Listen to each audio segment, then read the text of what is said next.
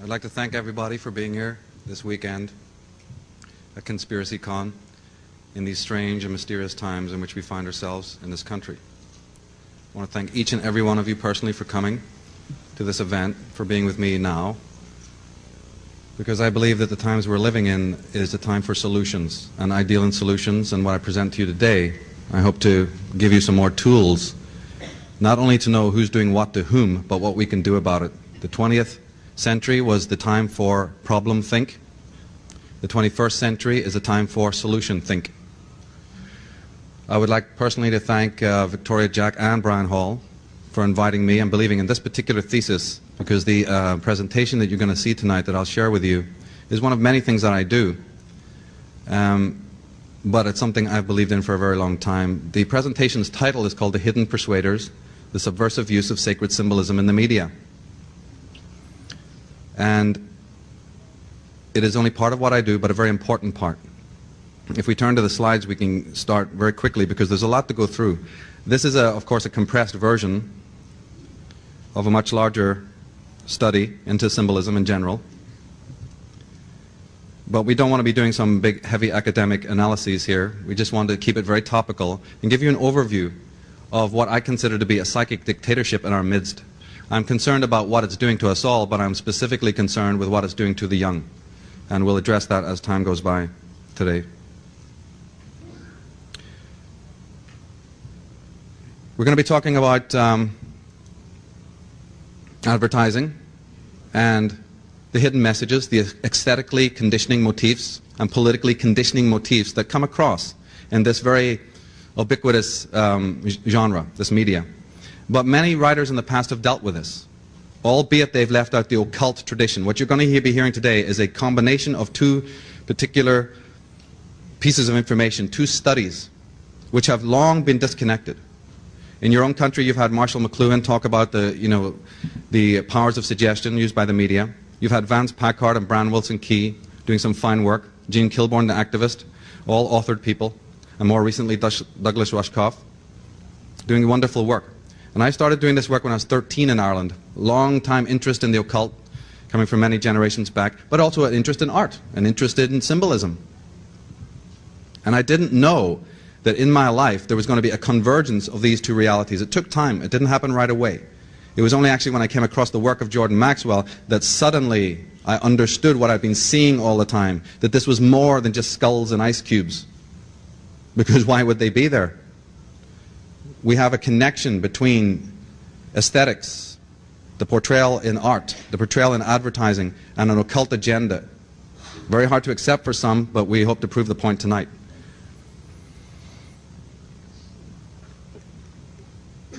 The Western world in general, and America, is what I call symbol illiterate.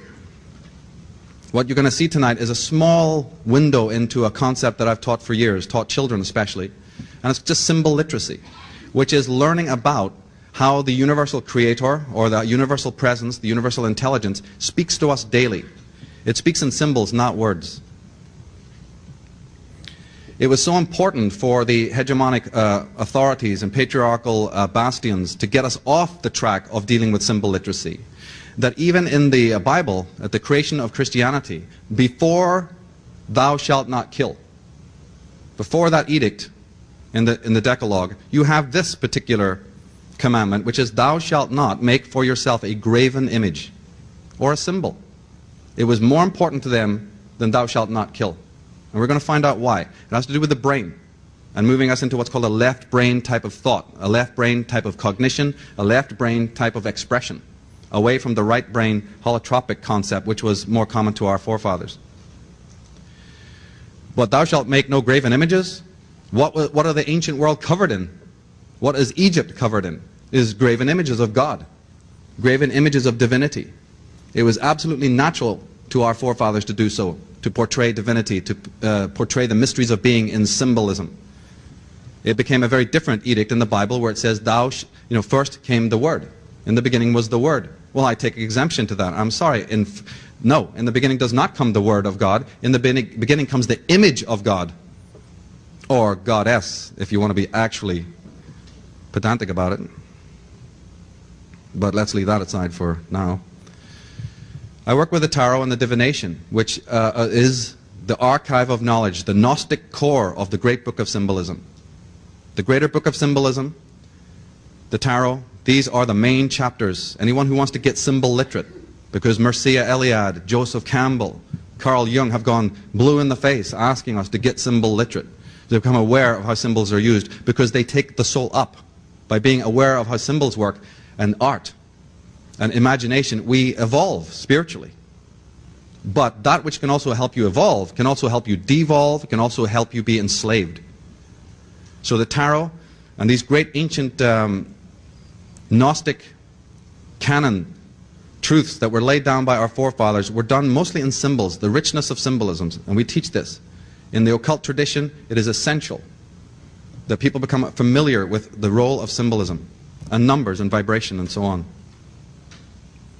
One little aside, but connecting very much to what you've heard in other days here, is an interesting fact that what they call the Bible, let's say the Old Testament specifically, the 5 books of the Old Testament, the Pentateuch, are based on the Torah. They'll admit that. You ask anybody who's in the know and they go, oh yes, of course we can accept that the Pentateuch originated with the Hebrew Torah. But what these people will die before they will admit, or tell you, is that the Torah originates from the tarot. We haven't got time to explore this, but this is irrefutable if you do your homework and go to the reference works. In fact, it's the same word. The word is identical. But the difference is that the Bible and the Torah are communicated in words. Right? Words.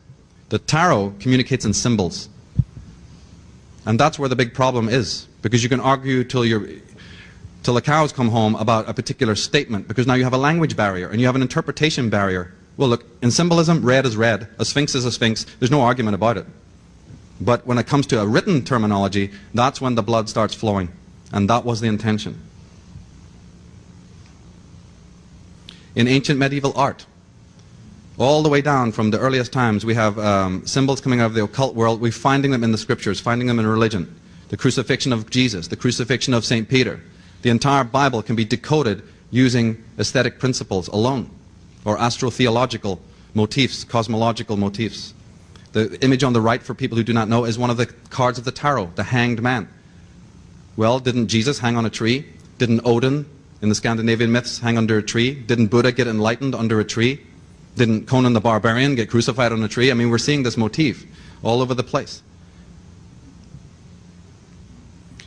And science, which has always been doing catch-up anyway to what the mystics have been saying for aeons, but finally they're doing catch-up, and that's wonderful. They've just found that, in fact, symbols are important because, as you see here, it says that there are 240,000 miles of neural threads in the human brain, enough to stretch from Earth to the Moon. On every micrometer of these threads, there exists 250,000 units of information. But this data is recorded only as pictograms, only as composite images, and not as words. That's right. The universal intelligence, our phylogenetic race memory of every experience that our forefathers have had, is encoded in the brain, encoded in our DNA, in symbolism, in symbols, composite images. And today we find ourselves in a world replete with symbolism, images. We become deadened to it because it's so pervasive, in fact. We have the symbols of religion being denigrated by the corporate world. Powerful ancient symbols that we've associated with spiritual uplift are now being used for a different agenda. Jeremy Campbell, in his fine book, says, one important property of language is that while its symbols may be used to bring about physical results in the real world of substance, they need not be used for that purpose. Symbols can be decoupled from physical reality to a greater or lesser extent. Words are not deeds, though they often lead to deeds. Symbols can be manipulated to form new statements and expressions which are only tentative, playful, figurative. Symbols are at liberty to be a little irresponsible and experimental. Now that's a very loaded comment there.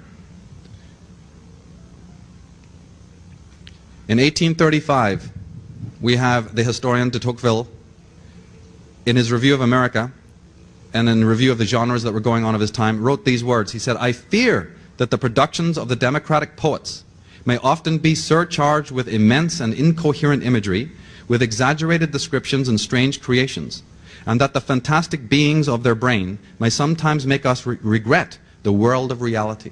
In 1835.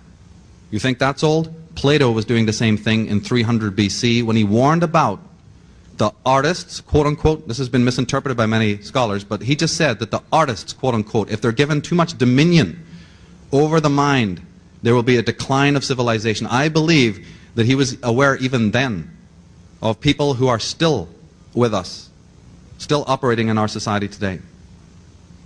Don't believe it? This is a quote. It says, "I think we are destroying the minds of America, and that has been one of my lifelong ambitions." You can read for yourself who wrote that. They're happy to tell you what they're doing. Well, here's the results of their fine work. Heroin and cocaine use among white youth climbed about 300% over the 2 decades before the 90s. For African-American youth, it jumped to a staggering 13 times the rate of 20 years before. The frequency of eating disorders in teenage girls has skyrocketed. You're going to find out why. While any of these problems in isolation raises no eyebrows, taken as a group, they are barometers of a sea change, a new kind of toxicity seeping into and poisoning the very experience of childhood, signifying sweeping deficits in emotional competences. But the other side, they say, oh, kids love advertising. It's a gift. It's something they want. There's something to be said about being in there first, about branding children and owning them in that way. And in boys advertising antisocial behavior in pursuit of a product, that's a good thing. In 1990, compared to the previous 2 decades, the United States saw the highest juvenile arrest rate for violent crimes ever. Teen arrests for forcible rape had doubled, teen murder rates quadrupled, mostly due to an increase in shootings. During the same 2 decades, suicide rate for teenagers tripled, as did the number of children under 14 who are murder victims. Douglas Rushkoff, in his book Media Virus, says children's television and MTV are the easiest places to launch countercultural missiles. The more harmless or inane the forum, the more unsuspecting the audience. I highlighted MTV there for an interesting point. One of the methodologies that these individuals use in their corporate logos is based on the phoneme system. If you say the word as a mantra to yourself, MTV, and say it quickly, MTV, MTV, empty TV, empty TV, empty TV, empty, empty TV. Ever seen any kids that watch MTV? They look pretty empty to me, wouldn't you say? Well, that's what they were being told. The great philosopher and theologian Erasmus said, "The main hope of a nation lies in the proper education of its youth." The others are saying to the children, forget it. Questions are a burden, and answers a prison for oneself.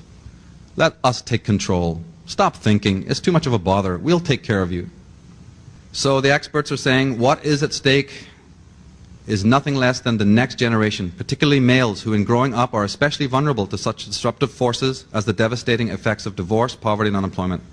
The status of American children and families is as desperate as ever. We are depriving millions of children of their competence and moral character. Look at just the terminology there. We are depriving millions of children of their competence and moral character. Not they, but we. Esquire magazine said kids won't even find out how much their values have been perverted until they hit the high school. And Douglas Rushkoff says we have come to expect hidden messages in our kids' television. But this story of manipulation goes way back and has occult roots. Anyone who's done their homework knows that one of the groups that operate behind secret societies, it was the Fabian Society from Oxford University. It was founded by Sidney West, who again is very happy to tell you what they're doing. He says to play on those millions of minds, to watch them slowly respond to an unseen stimulus, to guide their aspirations without their knowledge. All this, whether in high capacities or in humble, is a big and endless game of chess with ever extraordinary excitement. Well, we got them. They're called the media, but they've been around longer than television, because the word, in fact, if you study it, goes back to Medes and to a place in the Middle East, not far from where Libya is now, called Media. And in Media were the sorcerers and the astrologers Not necessarily negative people, but a tribe, a very adept cult from the ancient world who specialized in the use of talismans, amulets, mantras, and sorcery. And the kings of the world knew that if battle hadn't worked, or if legal means hadn't worked to get rid of an enemy, or you didn't want to be known that you were getting rid of your enemy, you simply called on the Medes. And you bring the representative of the media in to your court, and he'll take care of the problem, because he's going to put the spell on your enemy, the hex, because they know how to do it. And that's where we get the word Mediterranean, mediation, meditation, and medication, the medics. Study this alone, and a whole interesting subject will open itself up. Because we still have, you see, the sorcerers and the voodoo and the witch doctrine. We still have it. Only it's now the techno-shamanism. It's the silicon sorcerers. It's the ivory tower witch doctors.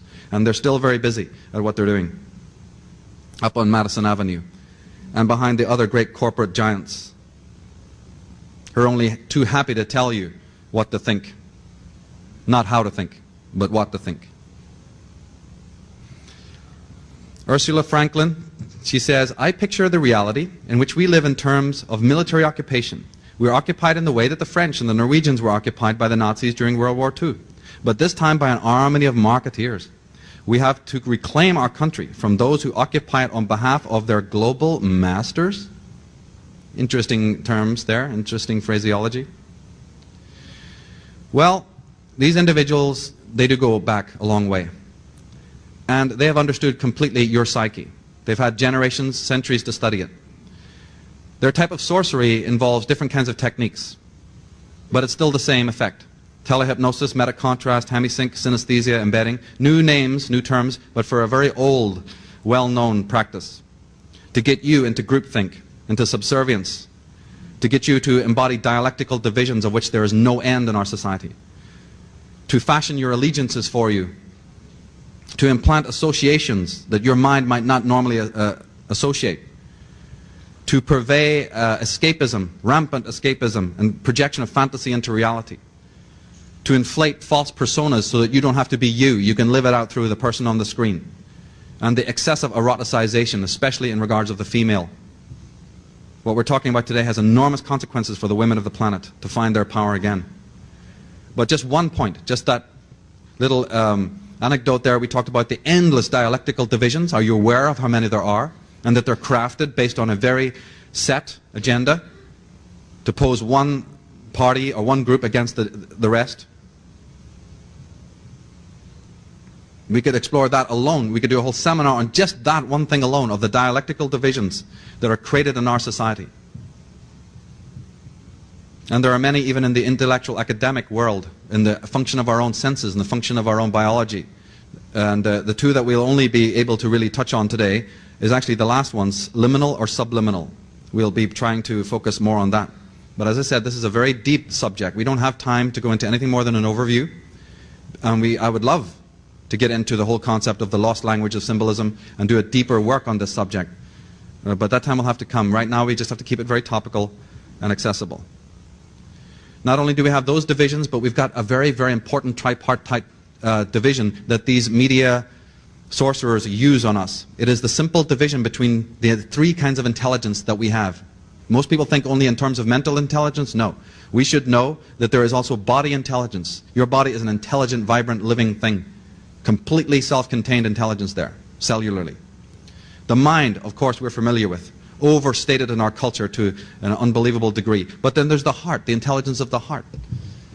And they know how to send signals and coded messages to each of those kinds of intelligence. When you think they're talking to one, actually they're talking to another. And vice versa. So it's kind of hard to track it. It takes symbol literacy to know what they're doing. Who is the enemy? What tools are they using? They're happy to stimulate you in various ways.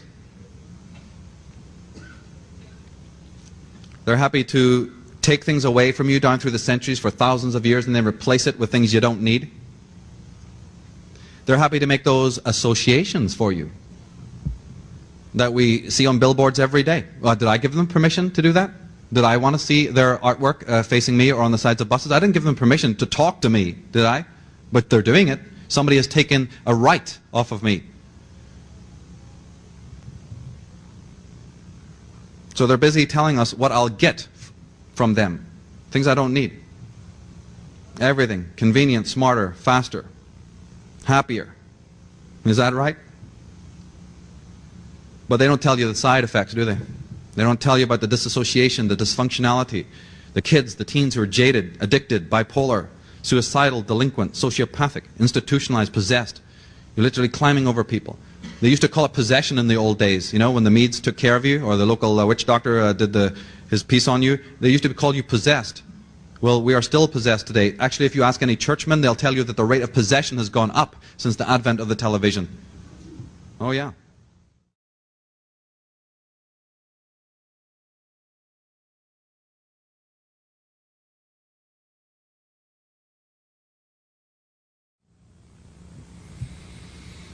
The whole theme of this talk is about how we are going to get symbol literacy so we can graduate and evolve spiritually.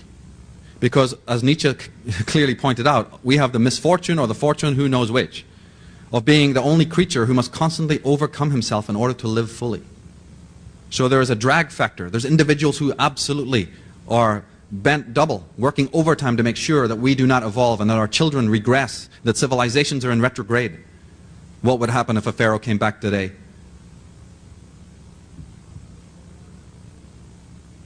And some of the techniques that they use in this psychic dictatorship are words, symbols, colors, rhythms, light, movement, mudras, which means hand positions, gestures, which have been used for aeons as means of spiritualization, used by cults, infused with mysticism, are now being used on us for quite an opposite agenda. To drag us down into the pits of our own miasma, our own hells. As Carl Jung said, consciousness is a recent acquisition of nature. It is still in an experimental state, so to speak. It is frail, menaced by specific dangers and easily injured. As anthropologists have noted, one of the most common mental derangements that occur among primitive people is what they call the loss of a soul. Take this comment that he's talking about and transpose it to our societies today. That is exactly what is happening. The loss of soul. How is this technique done? What is going on? How are they doing this to us? You've heard the story of the zombie, right, in Haiti? Well, the zombie was a person just like you or I, and they slipped something into his drink. And that is the resin, or the potion, or the liquid, or whatever you want to call it, the solution from the datura plant. Now, if you drink that, you become kind of zombified, but the next day you can be back to normal. So every day, you see, the witch doctor had to continually administer the datura plant poison, otherwise it wouldn't work.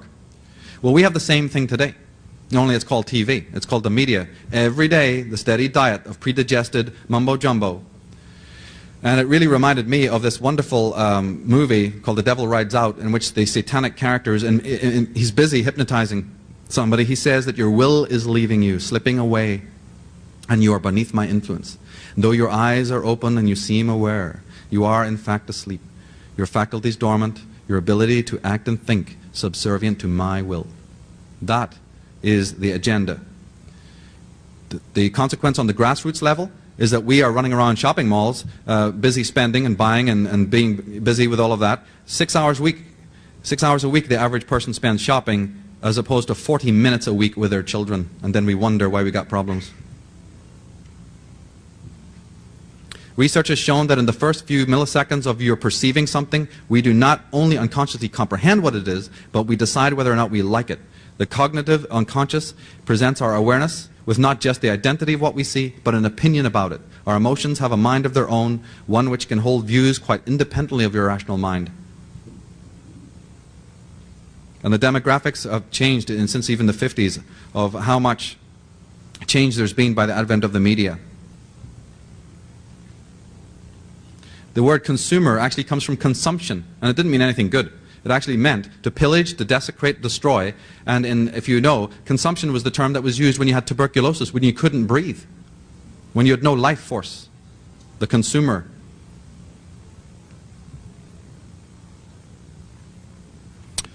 Well, before we get to how they're doing it, we got to say who is doing it. So a little recap on the fact of other things that you've heard here is that there is an occult history of America. And these are the individuals who have always used symbolism coming out of the ancient world, as Jordan and others have shown. The man on the left is Adam Weishaupt, who was the head of the Illuminati, whose origin date was May 1st, 1776, quite close to July 4th, 1776, the founding of America. His mantle passed to Giuseppe Mazzini, who then, when he passed away, the mantle of the Illuminati passed to the man on the right, who is called Albert Pike.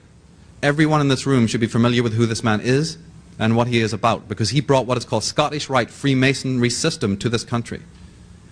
Scottish Rite Freemasonry. And the symbols on the dollar bill are the hallmarks of this order, this secret society that George Washington and other of your founding fathers were warning about. If you go to their memoirs and read it, they were Freemasons. But Freemasonry was a positive, basically philanthropic society at that time, and was infused by these negative elements from Bavaria and from the old world of Europe. And they warned against it. In fact, the Duke of Brunswick, the head of Grand World Freemasonry, had stood up in the 17th century and asked for the disbanding of World Freemasonry completely, because he was aware that it had been infused with negative elements of Illuminist philosophy. And George Washington and others in this country did likewise. Unfortunately, nothing happened. And the Illuminati were able to infiltrate this societies of Freemasons, and they're still operating today. And this has a bearing on what we'll be talking about. Here is a proof, of course, just for anyone who doesn't know, that the founding fathers definitely were involved in Freemasonry. You'll notice that on the Washington bust there, it says Freemason and First President. Now let's read that again. Freemason and First President. Not the other way around. Thank you. Important detail. To go into Masonry, endless story, can't do it, haven't got the time. But the point is, just the word alone, just my innocent fascination with words and terms that these individuals use. M-A-S-O-N. If you actually draw a hexagram on the pyramid, you will find that that actually inscribes. It's been in front of you for many generations, but you don't notice it. Remember Edgar Allan Poe? You want to hide something, you put it in plain view. Jordan Maxwell talked about the scorpion sting, the double scorpionic sting, remember, of the tail? Remember that? Look at the prongs of the banner there and ask yourself something about symbolism. These people have never hidden who they are, so we're not talking like Ken Thomas was saying, forget a conspiracy theory, it's all conspiracy, no theory. Here you have it, at the G8 summit, G8 summit, summit, peak, summit. You have all these fine fellows sitting around a round table, which is of course coming from the Celtic mythologies of Arthurian legends, with a pyramid in the middle. Here's Mitterrand of France, Bill Clinton of America, Blair, a bunch of other criminals, I'm not aware of who they are. And here's Larry, Moe, and Curly. You think they're all from different parties? Think again, simple dialectics, they're all in the same gang. I'm preaching to the choir here, so we'll not spend too much time on that. But you see, what we have to understand is that the girl next door gets involved too, or what they put before you as the girl next door are people who often have, as Arizona Wilder will only be too happy to tell you, long associations with fraternities and secret orders. Again, the pervasiveness of occultism right in the face of people if they only know where to look. The tarot cards, nothing negative about tarot cards, nothing negative about the occult, but they're using it.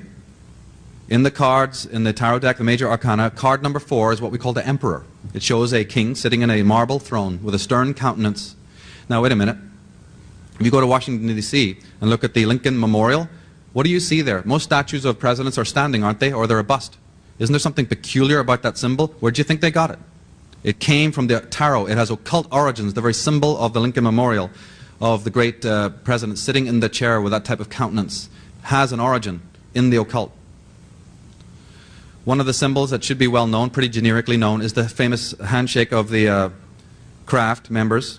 And in corporate logos, you'll see this constantly. I can only share with you a very small amount of the work that I've been doing since I was 13, but I'm sure that the point will be made that when you look at these ad copy again or billboards, you'll start to see these associations and understand more what they are. Oh, I'm sorry. I didn't know how that one got in.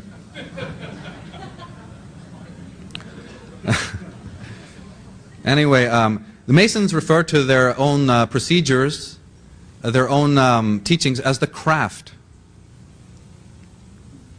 If you get into studying the, Jordan Maxwell has labored for years to discover the occult roots of government, big business, you know, and religion. Big business, yes. Even the big businesses, they're not the rags to riches tales that have been put in front of you where individuals make their money on the white market. The white market makes up a very small amount of the money that's in the world. Let's start studying the black market, not as has been put before you, a bunch of drug-dealing gangsters on the side of the streets. That's not the black market I'm talking about. It's the occult underworld, where the main trading and wheeling and dealing of the world is done, where you can get anything for any price. Well, when we look into that, we'll find that there is, again, occult origins, and behind these big businesses, the franchises, the corporations, hopefully we can prove a little bit today that there is an occult origin. You've seen the pyramid, and a pyramid basically has three sides, because the number 3 is very important in Freemasonry. Very important. In fact, if we look at it, we find that the number 3 is sacred, and it is the reason why it has been incorporated into so many areas of religious and secular life. We have the economic world with its first, second, and third worlds. We didn't create that, but yet there's the terms. We have the main political parties. We have social classes, calling us upper, middle, and lower. Well, I didn't think of myself as anything like that, but here we are. We have these terms made for us by social critics, sociologists. We have the competence levels in sports. We've got the levels of matriculation. We've got the branches of government, the legislator, the armed forces even, and the courts. 3 divisions, always 3. It's a very important number to look out for. In your Senate, there's 3 tiers high. The emphasis on the number 3. The word threshold. The Masons talk about the entrance to all temples, cathedrals, and churches being called a threshold. That means thrice hold. One of their gods is called the thrice great, Hermes. It's an old story. It goes back to the Druids and ancient civilizations, where they also divided their priestarchies into 3 distinct groups. That's why on the flags of the world you'll find the tripartite, the tricolor. So many flags of the world have the tri-part, telling you who owns them, who's running. And again, in our modern ambiance, you find symbols of societies and orders using the double triangle, the 33, and the symbol of the serpent, which, if anyone's familiar with my work on Atlantis, the serpent comes in very strongly there. Okay, the double triangle of the 33rd. Again, they're not even hiding things here. ABC Towers, by the way, in Los Angeles is 2 triangles, 2 large triangles. And symbols in America. Right, let's take it to the context now, coming more to the particular in your own country. The symbol of the eagle has been explored, and how the eagle then turns up on lots of corporate logos. It actually has to do with the fact that the eagle is the old symbol for Scorpio. Long before Scorpio got a scorpion as its symbol, the symbol was the eagle. Aquila, it's called. And if you look at an old planisphere, you'll see it. It's a gigantic constellation in the sign of Scorpio. And that is why the Romans used the symbol of the eagle. That is why the Vatican used it. That is why the Nazis ended up using it. And that's why it's in America. Because the same gang are running the show, and they use the same symbols. It has not got to do with the fact that it's the bald eagle, the indigenous symbol of whatever. No. It has to do with the fact of the sign of Scorpio, which any competent astrologer will tell you rules power and money. The sign of Scorpio. Again, a very elaborate study in itself. We don't have time to go into it. We're looking for corporate logos. We're looking for geometry. You don't have to look very far. And the connection to the occult. The pentagon, and that shape is suggestive of many things, actually was designed by a high priest in the Ordo Templi Orientis. That's a secret society from Germany, and who was a very close friend of L. Ron Hubbard. There's a big connection between John Whiteside Parsons, who was an advisor to the military, who was also involved in a very high-level secret society called the OTO. Another great book by David Oveson, The Secret Architecture of Our Nation's Capital, proves that symbolism was used in even the design of the cities of America, including Washington, D.C. He says that there are 22 zodiacs secreted into the architecture of Washington, D.C. 22. And hundreds of other astrological symbols. But 22 zodiacs secreted into the architecture of Washington, D.C.? There's only 4 in London. If you go around London, there's 4, but there's 22 in your own capital city. The whole thing being based on geometry and symbolism. When you wanted to write the word Sirius in Egyptian, You did it with the hieroglyphic that's on the bottom right. It was an obelisk, a star, and an oval. Okay? That was how you drew the name Sirius in Egyptian. What do you have in Washington, D.C. in stone is exactly that. The Oval Office, the Pentagon, and the obelisk. Why would they want to do that? What on earth has Sirius and star systems far away got to do with Washington and America's destiny? Why are any stars on any flags anywhere? The laying of the capstone, the laying of the monuments, the whole design was based on Freemasonry. If you don't believe it, there is the proof, because there is the symbol of Freemasonry on the block that they're laying. Okay? Right there is a symbol that is known in Freemasonry.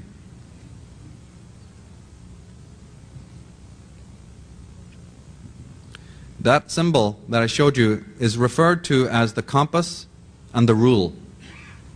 A wonderful study in itself, and the letter G in the middle. But we don't have time to go into the occult history of these things. I just want to show you how it turns up in logos and corporations. Here you find the exact same symbols of the mallet, the Masonic hammer, and the rule, the compass, and the key. The key is very important because it relates to Vatican intelligence. It relates to secret societies coming out of Italy. And your governor, Al Cecchi, when he ran for governor, he used a very distinctive key as his logo. And in Seattle you have what's called the Key Bank. The Key Bank. And the Florida Keys and so on. That symbol of the compass turns up in the car company Acura. That funny looking A is their symbol. If you actually look at it properly, you'll find that it is a Masonic compass. I've always said in the writings that I've done on this subject that over 70% of the things that you buy, the products that you buy, have names that don't mean anything in English. Don't believe me? Go to your Safeway, go to any of these stores, and just observe that one day. Of how many symbols and products don't have a name that means anything in English. Now, you'd think that the merchant would want to sell his wares as quickly as he could, right? But we're not talking about the merchant here. We're talking about the designers that he goes to in order to get a logo or get a design made. We're talking about those individuals and not necessarily the merchants. So I'm not talking about this coming from the merchant world. They don't know anything. They just want to sell or open a motel and whatever else they want to do. This does not originate from them. But Acura, what does that word mean? We also find that in Freemasonry you have the color blue. That is very important because the first opening degrees of Freemasonry are called the blue and red degrees. That's why you have red light districts and blue movies. Oh yeah, let's find out what's been going on here. But you also have this strange fixation with the color blue turning up a lot. And you find it heavily in the corporate world. You find it in government, but you also find it in corporate world. Just that alone, just take one little piece. Just look at color. Open your aesthetic eyes and look at how color is being used in our society. Because color is very important to spiritual uplift and how color and vibration are used. You find it in the context of America, the dollar bill, or money. This symbol, by the way, is well known, of course, but it actually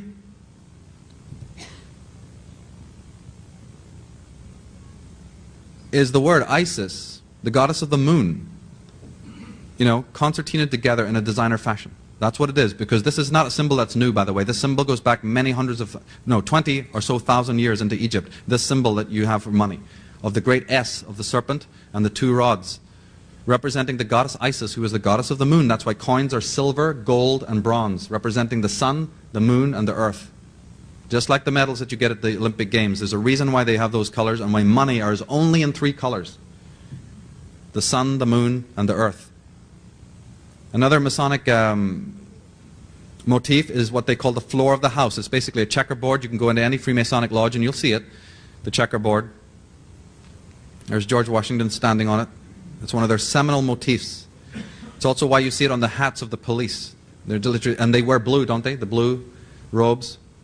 And the checkerboard is found on the hats of the police because they're just officiating for the system, for these fraternities. Don't believe it? Here's the Los Angeles Times. Do you remember the FBI investigations, federal investigations into the corruption in Los Angeles? It's still ongoing, but started a few years ago. Let's just observe this little article that I found. I think it was Jordan, you picked this up. 2 sergeants are among those to be charged in alleged planting of a gun to frame a suspect, sources say.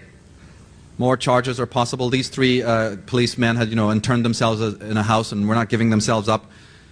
But let's look what is said here. According to one source, district attorney officials do not plan to give the three an opportunity to surrender themselves to authorities today. Right, so no leniency for the three cops who are the bad guys.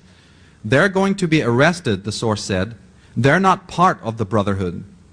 They're not part of any fraternity. They're going to be arrested like anybody else. I didn't write it.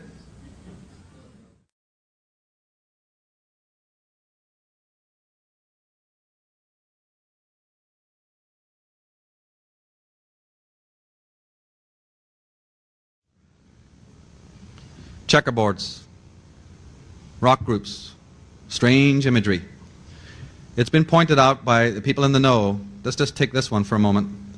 I'm not making any comment about the Beatles. Let's leave that aside. But just the imagery. Let's study with educated eyes the symbolism. This is a procession to a funeral. John Lennon is God. He's wearing white. Ringo Starr is the sexton, or the presiding priest, who dresses in the black cassock.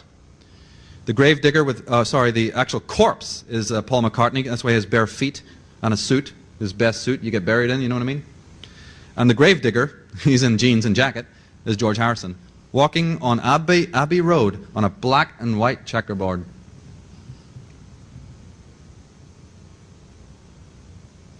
Checkerboards, Chevrolet, corporations using the checkerboard.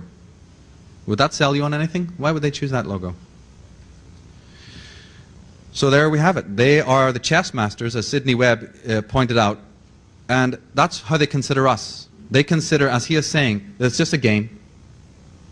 It's just a game, so we need to know the rules, don't we, if we want to play the game with them. The double cross that you see here, you see the knight wearing the cross of Lorraine, what's called the cross of Lorraine, on the checkerboard. And you see that Exxon are also using that double cross, and many other corporations use it. I've had to edit this a lot, so you'll see this double cross a lot. It's from the province in France called Lorraine, and it's also called the Knights of Malta Cross. You might be interested to know that Martin Luther King, who was shot in Memphis, was killed in what they called the Lorraine Motel. They leave tracks, for those who know. The double cross. But one of the all-time most pervasive symbols is, of Freemasonry and the Templars is the cross and the crown. They like it because it signifies the means of operation, their modus operandi of how they've gained their power, through the two forces of religion and monarchy. State, you see, and religion. The cross and the crown, or crown and gown, as we call it over in England. Two forms of slavery. Here on California State in Hayward, their magazine here, you'll find it replete with double crosses and pyramids and Masonic symbols, a globe and so on. Here is the Knights of Malta cross of the Knights of Columbus being used, and you'll find that is an ancient symbol going back to Samaria here. You see that? And this is Celtic from the Picts in Scotland. You'll see the Malta cross. What's now being used as the Malta cross has very, very ancient ancestry, as does the swastika and the serpent. Many, many thousands of years old. Turning up in all sorts of weird places. Wait a minute. First it was the ancient Picts of Scotland, and now we find it on the flag of the Nazis. Here it is, the Knights of Malta cross. And the 3 oak leaves, remember the number 3 being important? The Knights of Malta cross. There we find it on the crown of the Queen of England. So what's the connection between the British royal family and the Nazi party? I don't know. Maybe we should look into that. You find the red cross, or again the cross, on lots of areas. This flag on the left is the flag of the Sovereign Military Order of Malta. But you find a very similar motif on Switzerland and for the Red Cross. And in other areas as well. Oh, what's this then? Anybody open a book on the Templars, you know, the Crusades, and you'll find that they wore the white with the red cross. And here you have a serpent eating a man. A very old motif, by the way. So let's just again emphasize that what is old turns up in the new, because the connections between what is going on in our society and its history many thousands of years ago is of seminal importance in all of this. To understand the times that we're in, we have to look to origins as well. and look at the symbols and how they're being used. Here's a drink that a company came out called Sobe. But Sobe is a play on words. It's an Egyptian word to do with the god of the underworld, Sobek, the crocodile-headed god of the underworld that represented the lower appetites. A word that doesn't mean anything in English, Sobe. Here we have the Knights of Malta cross, the red cross on Xilinx Corporation. Who is running them? And the strange name, Xilinx, where did that come from? We have the symbol of the Knights of Malta cross. It was also called the Black Sun. And we have it turning up on the Arco symbol, which is again the same image of the Knights of Malta cross, just turned a little bit to the side. And the word Arco, again, means nothing in English. And it doesn't stand for Atlantic Richfield Company and all of that. What it is a Latin word. It comes from the word archon. If you add an N to the end of it, it comes from the word archon, which means fallen angel. Arco means fallen angel. If you are familiar with my work on Atlantis, that will mean something to you, those who've read that book. Another one of the symbols is the dove. How holy, how wonderful. Well, it's not Christian. It's another symbol of secret societies, because in Spanish and in Italian, the word for dove is columb, right? That's why it's the Knights of Columbus symbol. The Knights of Columbus, or the Knights of the Column, use the dove as their symbol. Anybody get out the James Bond movie, I think it's For Your Eyes Only, one of the terrorists there, one of the assassins, is called the dove, and he wears the symbol. Yeah, you'll find this. And you find the symbol of the dove on the maces of the Queen of England, and that's where you get District of Columbia, Columbia Records, pictures, British Columbia, Christopher Columbus. Where do all the drugs come from? Happen to be just from Columbia. Why? Because there's somebody called the Knights of Columbus purveying them from that place, and only too happy to let you know that they're doing it. And you may have heard about a place called Columbine High School, the place of the doves. Ah, well, anyone who's done their occult homework knows that the Cagliostro's Egyptian rite, one of the great occultists from the ancient world, was called Cagliostro. He invented a Masonic rite called the Egyptian rite. And you need to know about this because it said it involves a virginal boy or girl as an oracle or even priest. These virgins were known in Masonic circles as the Columns, the doves. They were sacrificial. Columbine High School.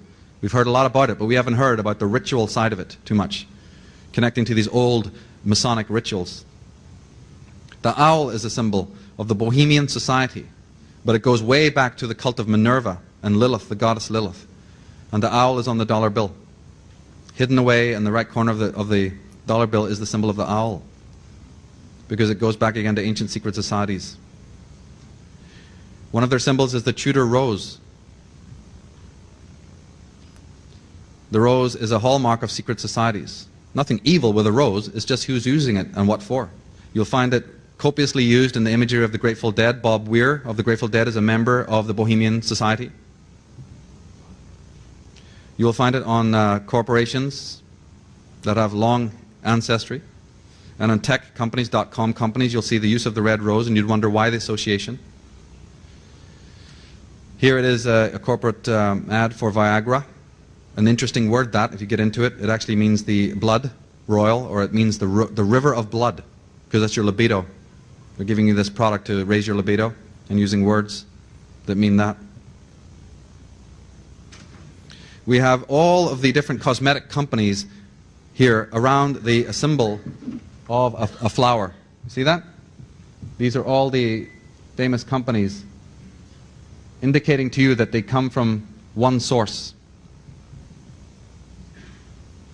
The number 322 is important in occult circles because it's the lodge number of the Skull and Bones Society from Yale University.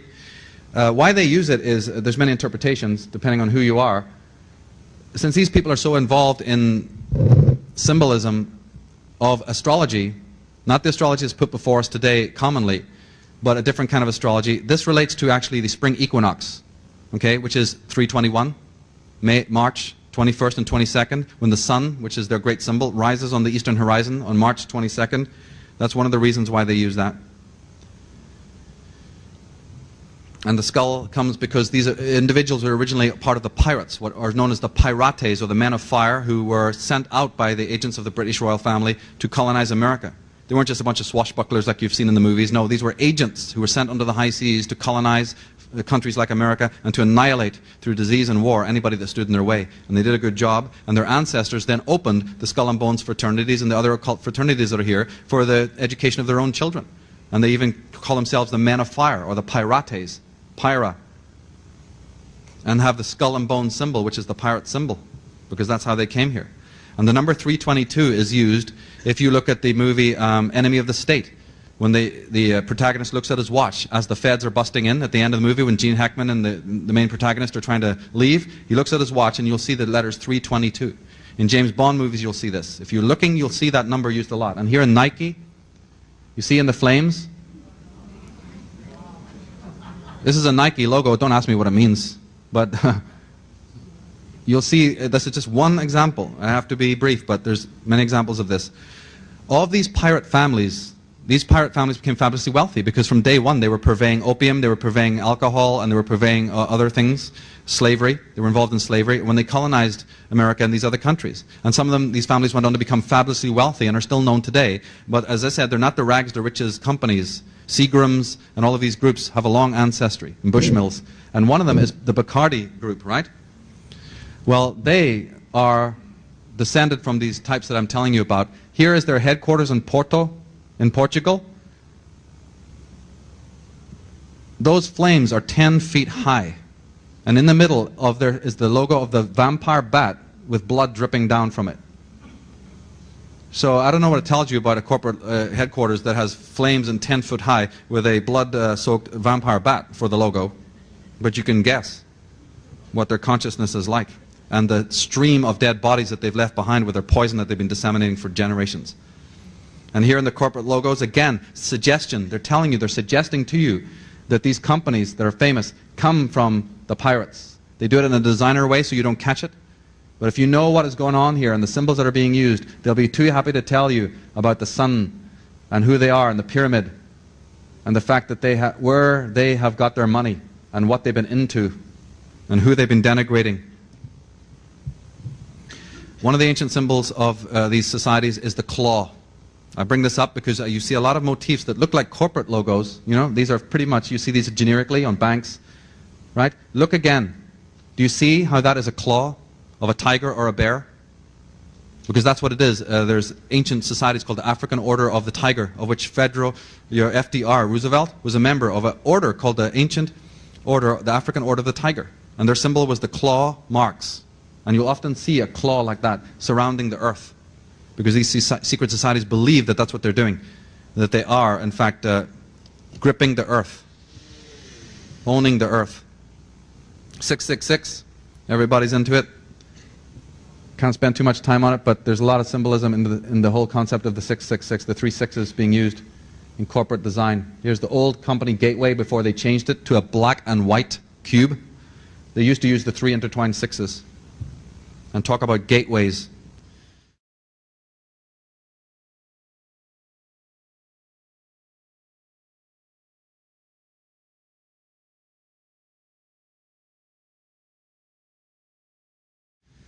But in the time remaining, I want to share with you some more of the connections between the corporate logos and astrology. And Friedrich Nietzsche summed it up. He said, as long as you still experience the stars as something above your head, you will lack the eye of knowledge and never know wisdom. And was he right? Because stars are everywhere. They're on everything. The zodiac is one of the archives that the designers and the media giants go to. Their designers know to go to the realm of Sabianism and talismans and magic and to astrology to look for, and to alchemy. They look to the esoteric in order to have, to be in business. Although this is a carefully guarded secret. And talking about the zodiac, the Bible says that God said, let there be lights in the firmament of the heavens to divide the day from the night, and let them be for signs and for seasons, for days and for years. Let them be for signs. The signs of the zodiac have an ancient history. The zodiac is where we get a lot of these symbols, because the 12 signs that you're familiar with, the 12 generic signs of the zodiac, there are actually 88 constellations altogether around the ecliptic. 88 symbols. You don't know about those, but the advertising people do. They research them. They're not going to use the ones that you're familiar with, because then we'd catch on, wouldn't we? So they use the other ones, or they'll tweak or change things around. I'm going to give you some examples of how they do that. But cities, as I said, were based on zodiacs. Here's Paris, divided into the 12 divisions, coming to the central arch with a phallic symbol in the middle. From the heavens, you have the constellations. They're not physically up there, it's just observation. But from there came the great symbols of the lion, for instance, and the crab from the night sky. The first theater of mankind was the night sky, which he could draw the pictures of his mind. And lots of these logos, lots of these symbols that we recognize as astrological symbols, nothing negative in them, but then they turn up in the corporate world, as we'll see in a minute.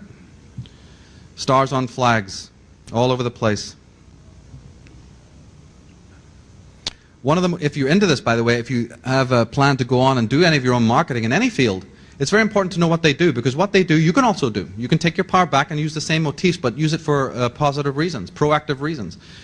Know, just very basically, that in astrology, there are 4 signs: fire, water, air, and earth. But the corporate people mostly use the fire signs and the earth signs, because fire has to do with energy and libido and will to power, and earth signs have to do with money, materialism, and ownership and assets.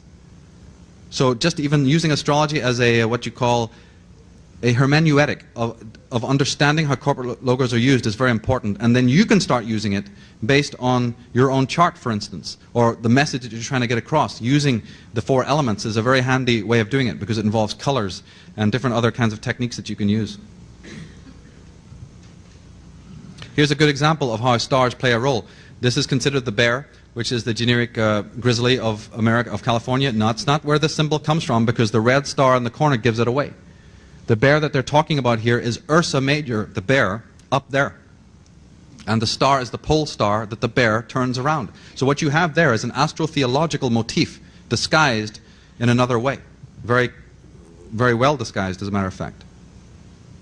For years, down through the centuries, the bear, the 7 stars were called the Magnificent 7, or the Shining 7. The 7 planets, even, if you want to look at it. The 7 planets in the heaven, the 7 lights, which we find turning up as archetypes and stereotypes everywhere. Just observing how much the simple symbol of the sky is used in corporate logos as a backdrop is very important. The sky. Here's the symbol for Leo, astrological symbol for Leo.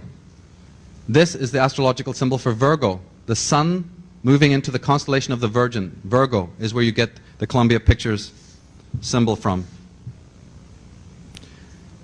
This is the ancient symbol of Cancer, the white horse, before the crab. Anybody here a Cancer? The star sign? Yeah, some of you? Right. Well, before you were given the symbol of the crab, your ancient symbol was the white horse, or the unicorn. That's why you see on royal heraldry that symbol. So the white horse is the symbol of Cancer, and so when you see the sun behind the horse of Tristar, it just represents the sun in Cancer. It's an astrological motif. And the Virgin is Virgo with the 12 stars in her hair, or the crown of 12 stars, the zodiac.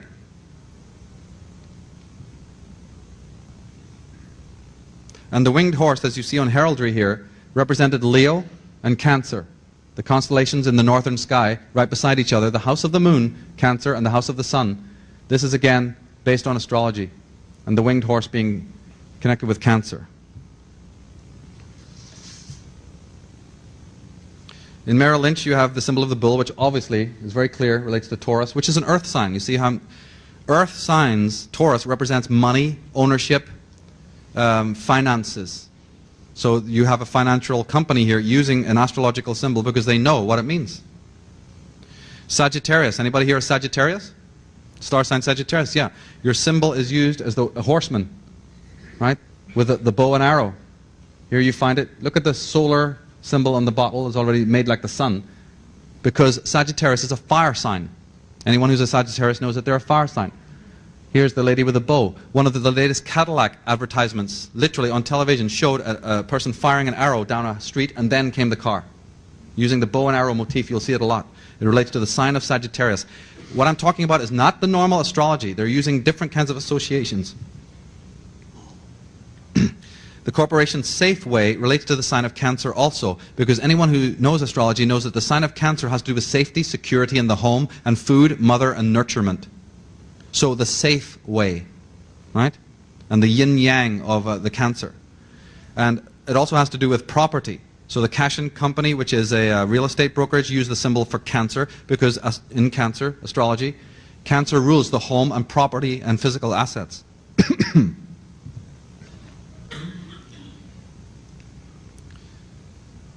Remember we said that Freemasonry is the blue and red degrees? Right? The opening degrees of Freemasonry are called the red and the blue degrees. You'll see a lot of those symbols around. Here is the Cancer symbol again. The yin yang. Yeah. But if you spell that word, it's an anagram for the word males. M-A-L-E-S, males.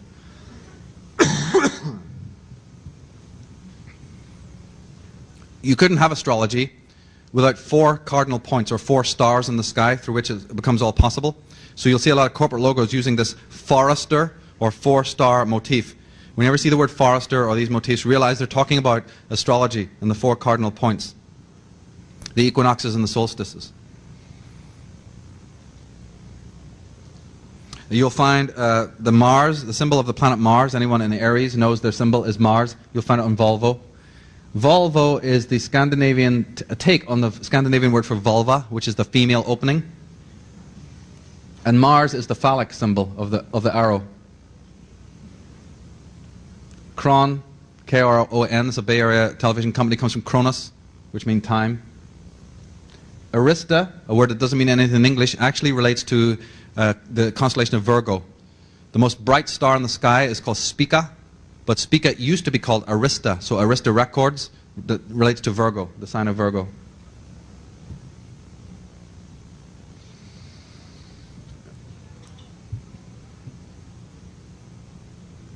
One of the most important motifs in astrology is, again, the spring equinox, the rising of the sun at the vernal equinox of the spring every year. You're going to find so many logos that deal with that.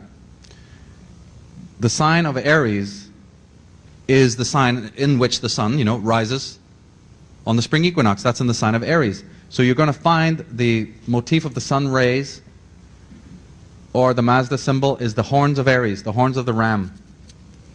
Here is the sun. Nissan symbol is red, a red sun crossing a border or a barrier half above, half below, right? A horizon line. And by the way, you know what the word Nissan means? It means the first month of the year. In Hebrew, Nisan means our first month of the year in their language. So this is the sun rising above the horizon. Morning star is pretty obvious. Your most famous corporation franchise in America is nothing but the horns of Aries if you look at it. And that's why it's on a red background.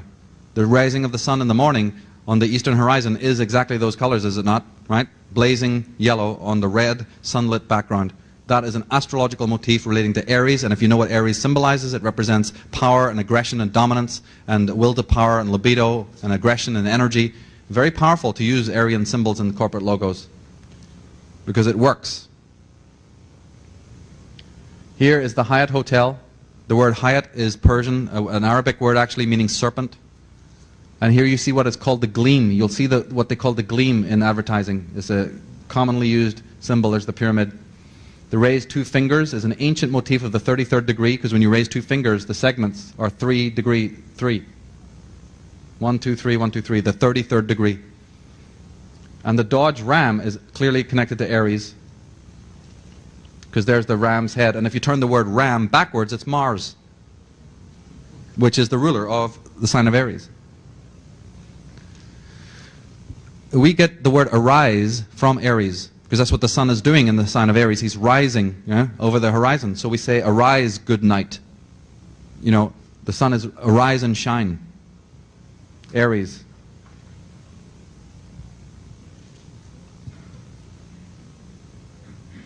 The sun is one of the most pervasive of all symbols in this particular thesis. You'll see the symbol of the sun all over the place. You know what Mazda means? Mazda is not Hebrew. Mazda is Persian for the first month of the year. Nisan in Hebrew means April,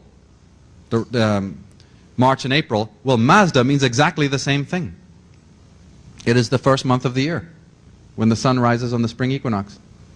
And you'll see constant motifs of this, the sun rising, corporate logos that represent the sun. Jordan Maxwell was saying yesterday that the very word on means light. And you'll always see this word highlighted, just like it is here. So many logos use the word on or on, highly lit in some way or defined, and the symbol of the sun and the pyramid.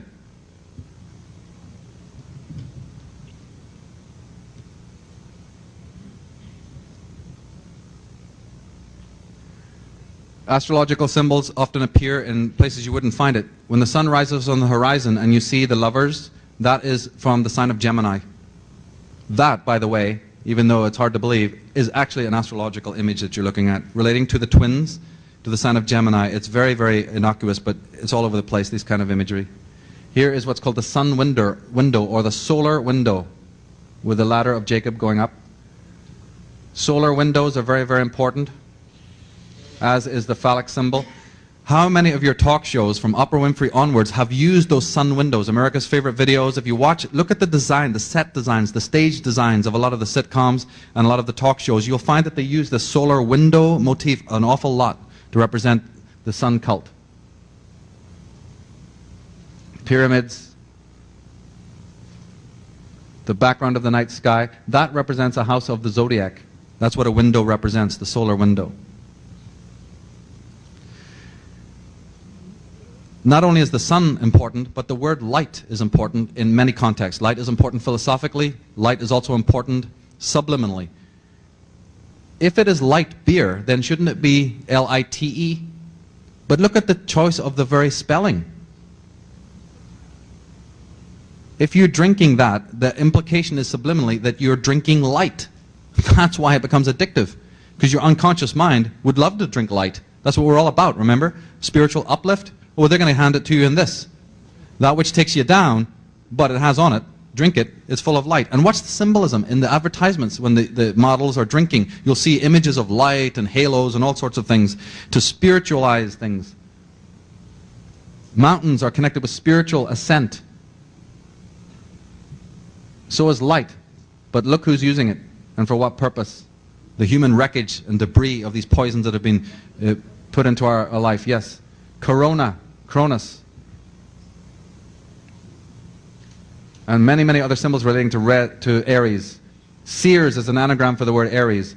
In the Shure advertisements, the sun will, in the advertisements, in the graphics, you'll see a beam of light come across, it'll move across the word, it'll suddenly glow on the R and move aside. Right? If you ever watch their logos, they're interesting. Red, Ken, means the Red King, which relates to the sign of Aries.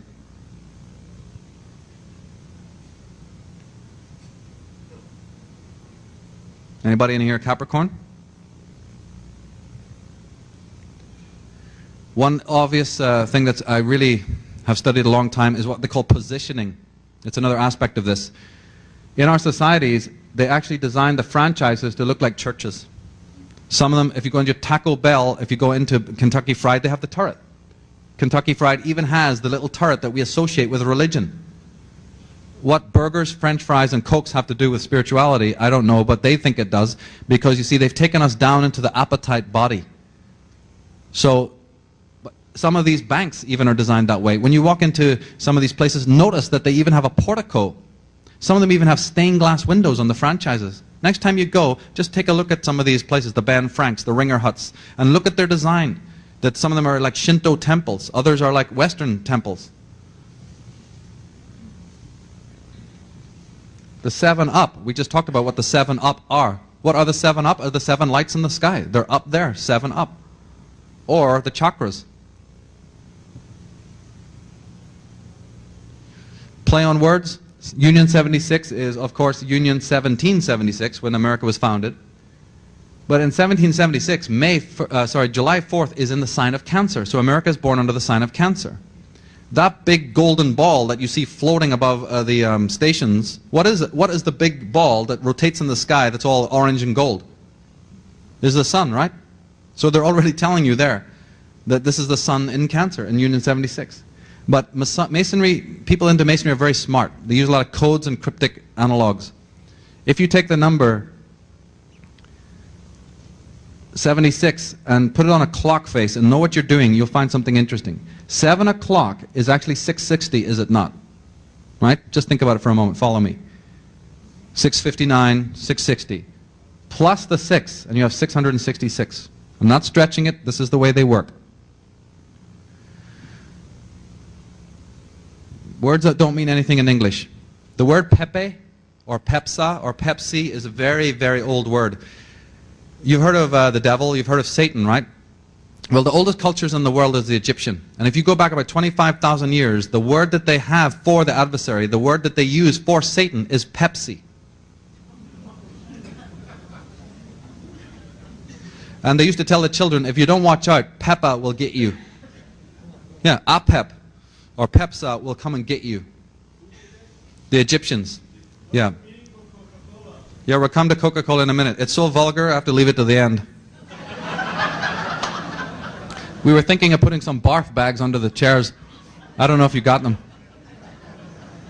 But you got to find out who Sergeant Pepper really is and who Dr. Pepper really is.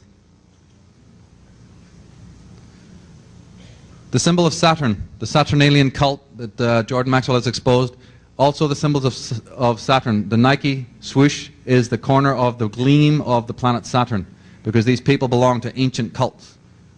And the concept of black that is used in Nike is important. Lots of symbols doubling up there as Saturnian symbols. I told you that they use mostly fire signs and earth signs, and that is true, but sometimes they will use the air signs when it works for them. And one of the most commonly used air signs is the sign of Aquarius. Anybody here in Aquarius? Well, they sometimes use your sign. And here is one that has been done very cleverly. Always when you see the circle, your eye only focuses on what's in the circle, and that's what they want to intend. In your mind, take away the circle and extend the lines, and you get what's called the wavy line that is familiar with those who are Aquarians. And Aquarius is ruled by the planet Uranus, which represents freedom, gender and liberty, and the youth movement. Well, isn't that what Volkswagen's whole sales pitch was in the first place? Right. Viacom, if you look at their actual corporate logo, it arrives like a lightning flash. If you actually look at it on television, you'll see that the Viacom is like a wave of electricity. It is the sign of Aquarius that they're using, the media.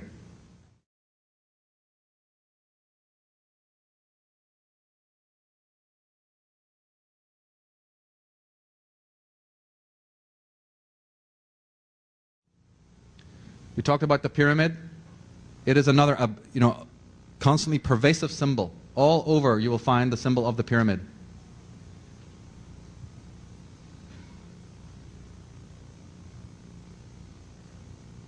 There's so many of them. One could just do a whole lecture on just the symbol of the pyramid, the red and blue degrees there again.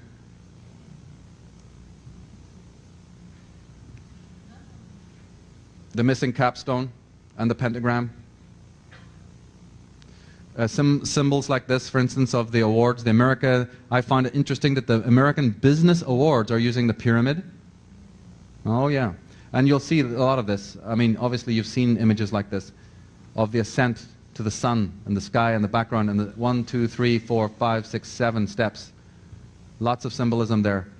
You'll see things like this that your eye will not focus on until your higher mind sees the sun and the steps of the pyramid.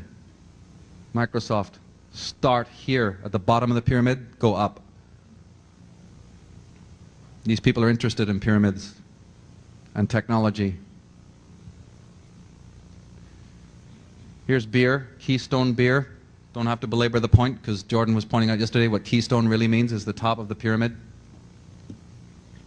Here is the absolute, using the pyramid, the sphere, and the obelisk. This one intrigues me. It has the sun and the pyramid and the serpent made to look like water.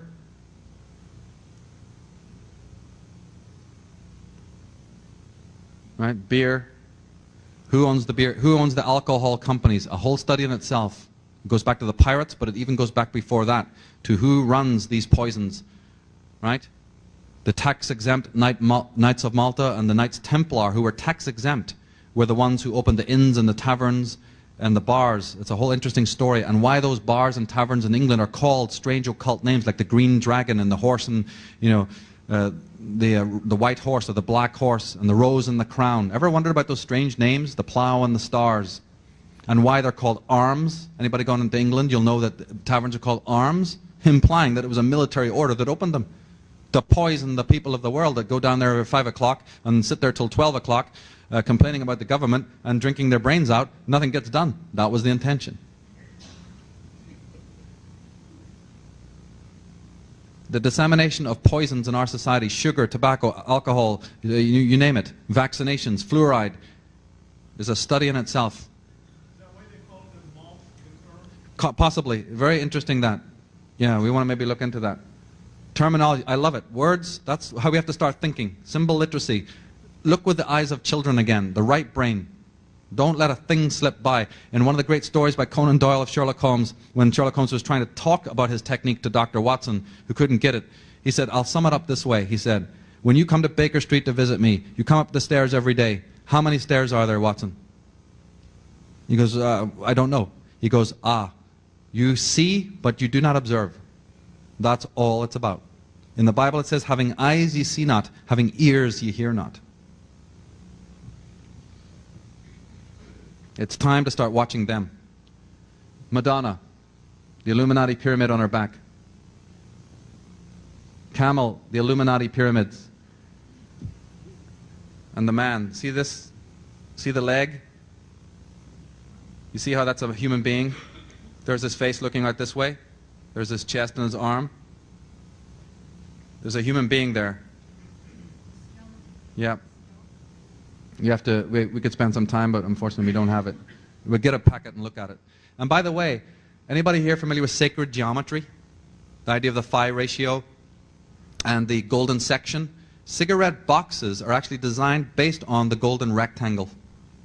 So just holding them has a therapeutic effect.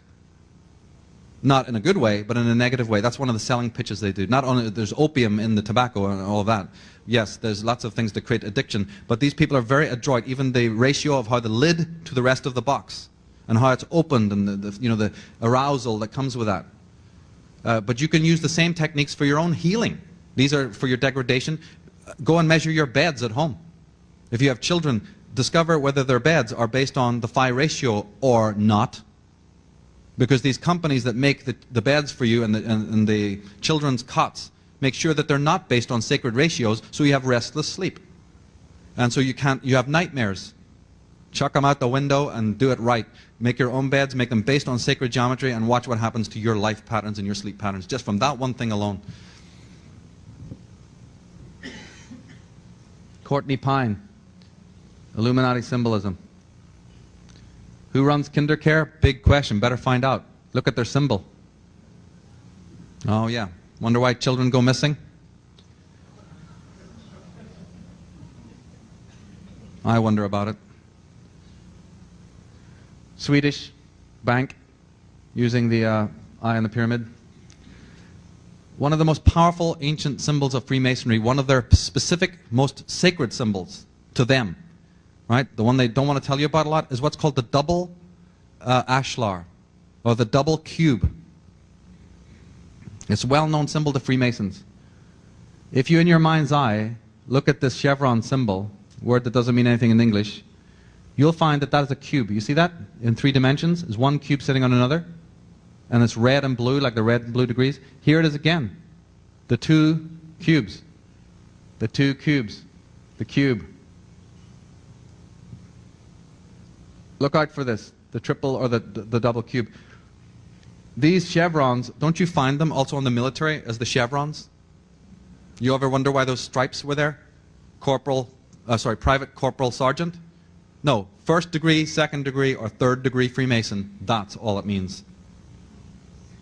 Anybody who served in those forces knows you can't get very far unless you want to start shaking some hands, right? The double cube and the world. What does that symbol mean otherwise? I mean, what is it? It's a double cube on its side.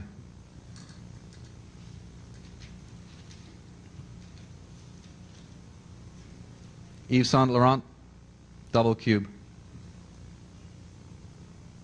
Dodge Chrysler, double cube. Another one of the symbols that they care about deeply, and you should know about, is what's called the red square. Why do we say we get caught up in red tape? Why do they cut the red tape, you know? Or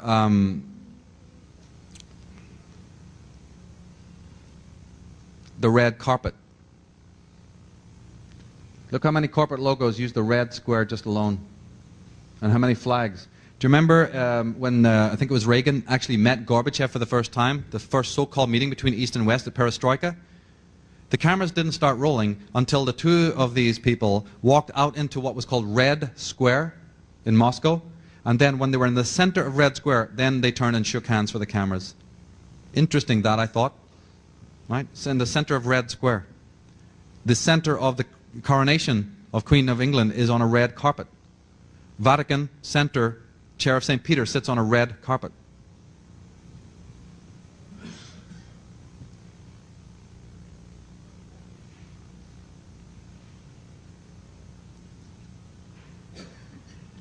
The letter E is very important. We'll come to letters a little bit later on, but the letter I want to stress to you right now as in usage is the letter E. It's the fifth letter of our alphabet because in ancient occultism and even in modern occultism, E is very important because it represents the fifth essence or the quintessence. It was called epsilon. In Greek, the letter E is called epsilon and it represents a spiritual power of transcendence, the number 5. So you will always find something in a corporate logo that will tweak the E for a reason. See that? It'll always be highlighted in some way, or separated in some way, or dropped in some way. Here you see the serpent of Intel? The serpent with the eye? Enron, yeah, good. I think I have one on Enron. Yeah, there you go. Right? It's either turned on, it'll be highlighted or, you know, stylized in some way. Pyramids. The number 5. So many groups use the 5 and the symbol of the sun. It's a big thing even in the techie world because these telecom silicon types imagine that they're doing some occult work. The connection between the occult and the Silicon Valley is something I go into a lot in other talks. Look at the magical symbols.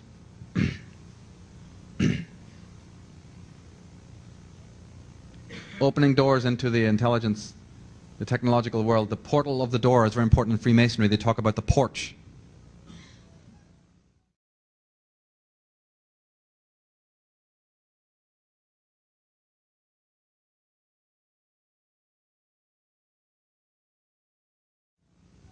One thing that I find really pernicious in advertising is just simply the degradation factor, the demeaning factor that the animals, how animals are used, and how children are being portrayed. Not as children, of course. And how women are being portrayed. Here you have a symbol where the word coke, somebody was asking about the coke, it's an Egyptian word, and it relates to the male genitalia. Let's be polite about it. The ancient word for the male genitalia in the Egyptian was coke, or K-U-K, which is used as slang today, isn't it, for the male member? Right? It's an old Egyptian word. Look at the positioning of the model, where she's holding it. Because they, you know, want to feminize things for men, but they want to phallicize things for women. She's got a missing head anyway, so she's got some problems. So let's replace it, you know, with this surrogate phallus. That's why it's called the real thing. Here's another woman with some problems. She's got some head problems here. This word is interesting. The company's name is, CTEX. Cetus is the Latin word for the vagina. CTS. Often just in very innocuous shots like this, you'll find something weird about the posture, the limpness, the submissive, dissimulating, flaccid look of the female is used a lot, which in itself is pernicious. The fact that there's something skewed about the imagery. Or they'll use the vamp. You know, a lot of this we know already, I'm just going over it. The idea of the tramp, the vamp. This is Salem. And the incredible vampiristic look of this is outrageous. And also the fact that there's dismemberment involved. And then we wonder why there's serial killers running the streets who are only too happy to tell you in court, I hear voices, I'm possessed, I can't help it, something's talking to me. Yeah, they've been telling you, why don't you listen? Who are the guilty ones? Question of gender has been exploited greatly. wonderful sacred imagery of androgyny, which is the ultimate goal of all spirituality and all magic and all divination and all alchemy, is what we call androgyny. Not at a genital level, but at a spiritual level. The unification of the male and the female inside of you. That was the object of religion. That was the object of occultism originally. They don't want that. They want gender dysphoria now. They want to harden the masculine and weaken the feminine. So they play on these ancient mystical things. That's their job. They're not there to sell you products because they were millionaires in the first centuries of our period. In the early parts of this millennia, these people were already owning the world. That's only an ostensible concern to them. And that's where they get the money from, and that's why they advertise so heavily. They're into the cult of imagery, the cult of symbolism, to make sure that you are disassociated from your source and that your children are delinquent on the streets of the world. And that nature is subjugated. The androgyne, shown in symbols like this, or let's take a physical example where you've seen the guy shaving, the shaving ones where he's looking in the mirror. Very interesting how they use specular dynamics. You're looking through a mirror at a man who's shaving. Then the model, the female, comes up and looks in the mirror towards you together in an image like this. You're looking at your TV screen. That's a filter. No, you're looking through your eye is your first filter. Right? That's a lens. Then you look through the TV screen. Then there's the camera that's taking the photograph of the models. Then there's the mirror in the actual scene. All these, what they call mirror, specular dynamics, representing the filters of your own consciousness. All of this goes into making a single advertisement. And so the two bodies wrapped in one. You know? Or the strange mudras, the arms, the position of the arms, and the male and the female focusing in your mind. That can be done very beautifully. That can be done in great art, like in Jean Cocteau, or the end of Francis Ford Coppola's Dracula movie, where the two people arise into the dome, you know, at the end as one being. That's a very spiritual rendition of that concept. But it can also be done to drag you down, or to sell you some product based on a very high spiritual motif that attracts your soul, but it's toothpaste or something. So what? I love the art. I think the graphics are wonderful, and I think that the people who do it are extremely skilled. They are the Michelangelos and they are the Leonardos of today, but they're not using their talents for the uplift of mankind. Unfortunately, they're taking it down. When you see the female model, the female, the goddess, the priestess, the empress, in the center of balloons or anything like this, balloons relate to the semen, right? Balloons relate to the semen. So she is the ovum, the cauldron of all life, and the balloon motif, that's even why you set off fireworks at Christmas and fireworks at the New Year. They represent the fire of the male, you see, entering into the dome of the night sky. There's all of these ancient motifs. So the little balloons with the thread on them, right, in miniature are representing the male seed around the female. There's a sexual motif. Your unconscious mind perceives it as that. Ancient motifs from the Bible, from religion, right, which are gender orientated. To sell you some damn apples or something. Eve and the apple, temptation. Oh yes, and the wonderful advertisements that proliferate about what men want. Okay, Chanel for men. Here is the vesica, the opening of the female, and the C, the two C's of Chanel is 33. Right, the third letter of the alphabet, 33. There's a lot of symbolism in here. And the female opening. And A-N, by the way, right in the middle there, is the ancient word for the heavens, for the goddess of the heavens, An. Look at the positioning.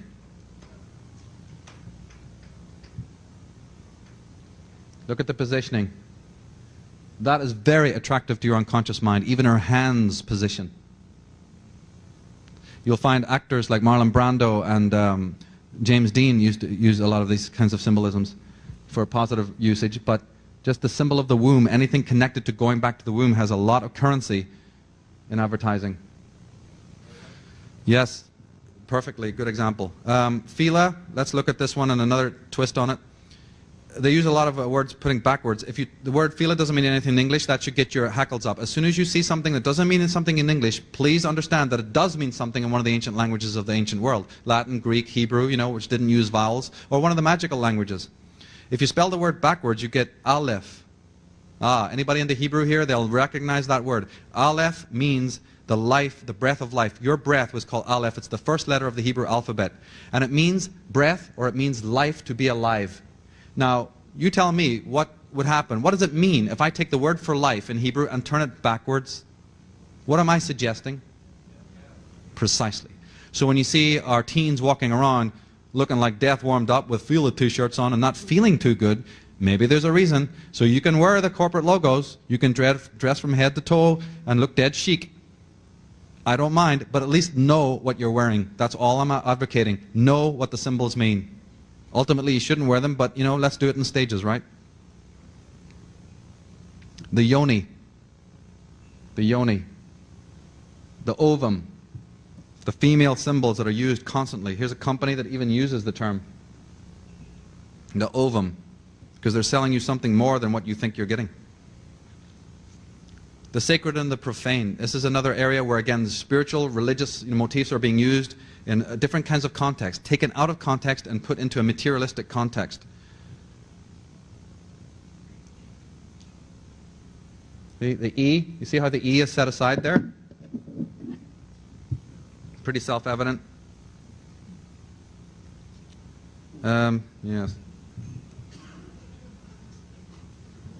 Don't think we need to continue, analyzing some of them.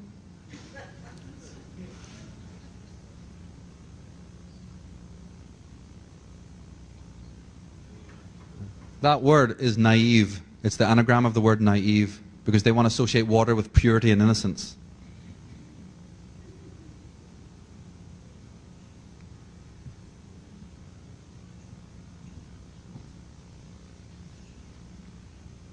You see the beautiful imagery of the sacred geometry, the Vesica, the cauldron of all life, the lily of Mother Mary, the priestess, the lunar female, comes straight out of the tarot.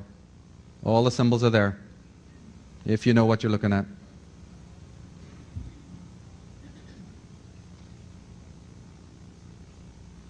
Some of the poses are meant to be erotic, but they're also sort of necromantic. And they're always ready to promise you things you don't have. Here's the sacred symbols of the three and the Cancer. You see the Cancer, Lemniscate, the dove, and the Volkswagen saying, we give you peace, associations, peace of mind. You don't have it. You don't have it, but if you get their car, you'll have it, right? Slavery to time. Associations of the water. Very, very occult motifs. We're looking at paintings in the same way that the Renaissance artists used it, but for a very different context, different meaning. We talked about the sacred and profane. Just look at the mudras, right?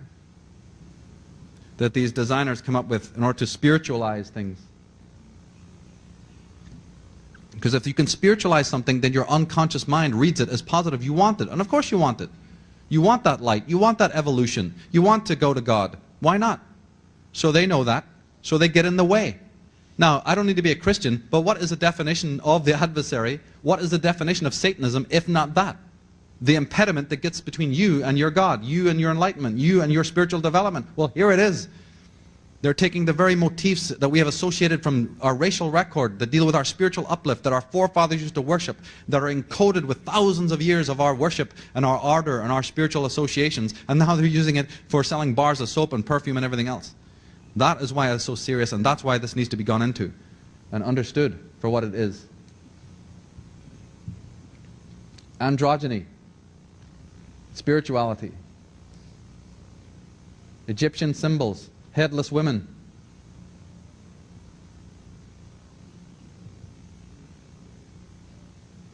We'll come to a close by looking at some more of the usage of letters. Of all the 26 letters, advertisers know that the most important letter is S because of its association with sex and success and serpents and the sound. It's the most subliminal, and hypnotic of all the letters. And you put S into anything, and your mind pays attention to it when it's on a product.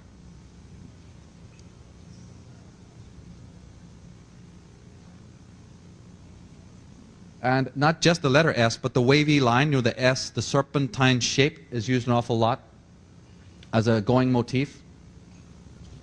Want to know why? Remember the Isuzu, the two S's?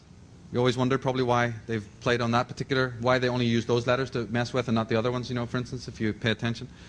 Well, here is from a wonderful ancient book by Valentinus Drayton, and he gives the whole game away. He says here that the word S-U-S, or sun, the sun behind the sun, was once anciently written S-U-S, just like that. So again, remember, this is not new. He's saying this is not new. It is a symbol of the serpent force, or supersolar manifestation, meaning it's a solar symbol. The S-U-S denotes involution and evolution, the descent of the serpent force into matter and the return upward through evolution. The serpent solar disk is often seen on Egyptian monuments like that, S-O-S. Letters of the ancient alphabet were keys unlocking the originating causation and manifestation of all things. The SS or ZZ, same thing, symbolically used, which is what we're talking about, are interchangeable. Often the SS on sigils and talismans, and now we're talking about corporate logos, are suggestive of serpentine, evil influence and denotes a sign of black magic upon others. 19th century authors. Before corporations even were existed, before advertising was ever done. Now you find the same motifs turning up in our data space, in our living space. The letter X is another one of the great letters of power because it's the X and Y chromosome. When they want to sell something to a male, they'll feminize it. When they want to sell something to a woman, they have to masculinize it. So X marks the spot, is how you feminize something for males. So you have the phallic bottle in the middle of the X, the chromosome of the female. The ovum and the X. The O is obvious because it's the female ovum, and the X is the X chromosome. And just to highlight it, there she is.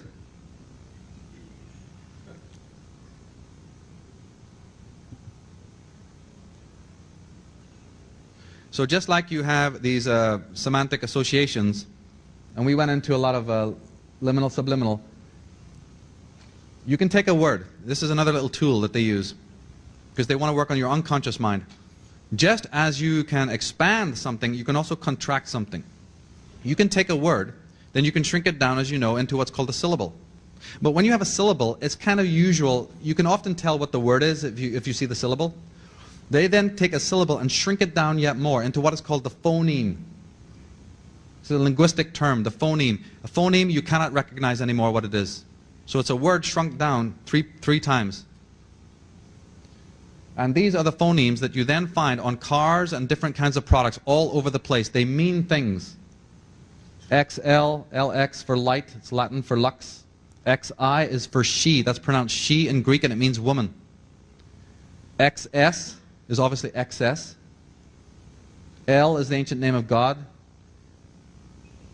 This is the male phallic. This is the word for night. Right? This is the symbol of royalty, status. When you get into the concept of the phonemes, you'll find that there's a lot of interesting things there. You think I'm stretching it? They're happy to tell you what they're doing. Because here you have the car that's called the status, the Cadillac or whatever. It came to uncode the status, and its phoneme is STS. Just like I'm saying, they use the phonemes to represent the concept that we're talking about. 2 minutes? 1. Okay. And then just to finish off, we have to close now. PC, just that term PC. We talk about cetus, representing the female opening, the phallic, the ovum. And P is phallus. And that's where you get the word cities from. The cities were meant to be the symbols of the female in which we all live, which is why they have the monuments and the obelisks inside of them, which represent the male. So the word city actually comes from the word for the vagina or the opening of the female. So anyway, let me see. Yep. The male, this is the phoneme for the male member. I just want to end with my own personal reasons for being into this particular thesis, so that we're all on the same page as to why this is important. NBC aired an investigation of Mattel and Disney just days before Christmas 1996. With the help of hidden cameras, the reporters showed that children in Indonesia and China were working in virtual slavery so that children in America can put frilly dresses on America's favorite dolls. In February 1999, a new report revealed that workers sewing Disney clothes in several Chinese factories were earning as little as 13.5 cents an hour and were being forced to put in hours of overtime. ABC's 2020 brought back footage of young women locked inside sweatshop factories sewing for Gap, for Tommy Hilfiger, and Polo Ralph Lauren. Naomi Klein says that all 50,000 workers at the Yuyan factory in China would have to work for 19 years to earn what Nike spends on advertising in 1 year. Walmart's annual sales are worth 120 times more than Haiti's entire annual budget. Disney's CEO, Michael Eisner, earns $9,873 an hour, while the Haitian worker earns 28 cents an hour. It would take a Haitian worker 16 years to earn his hourly income. And the last one is it was Disney's annual meeting, and about 10,000 shareholders, she says, crowded into the arena to rake Michael Eisner over the coals. They were upset that he had paid more than $100 million in a severance package to the super agent Michael Ovitz, who lasted only 14 scandal-racked months at Disney as second in command. Eisner was further attacked for his own $400 million multi-year pay package, as well for stacking the board with friends and paid Disney consultants, and then for paying starvation wages to workers in overseas factories. We could go on. It sounds horrible, it is horrible, and it's taking place. These things that we buy into, that we don't vote with our dollars, that we do not take responsibility for what we're buying, and we are under this kind of oligarchical control, is enslaving the world. It is enslaving the planet, it is enslaving children, and it is not worth it. That is a particular reason why I am interested in this thesis. I want to thank you all for being here with us and for putting up with my tirade. You know, lovely to see you all.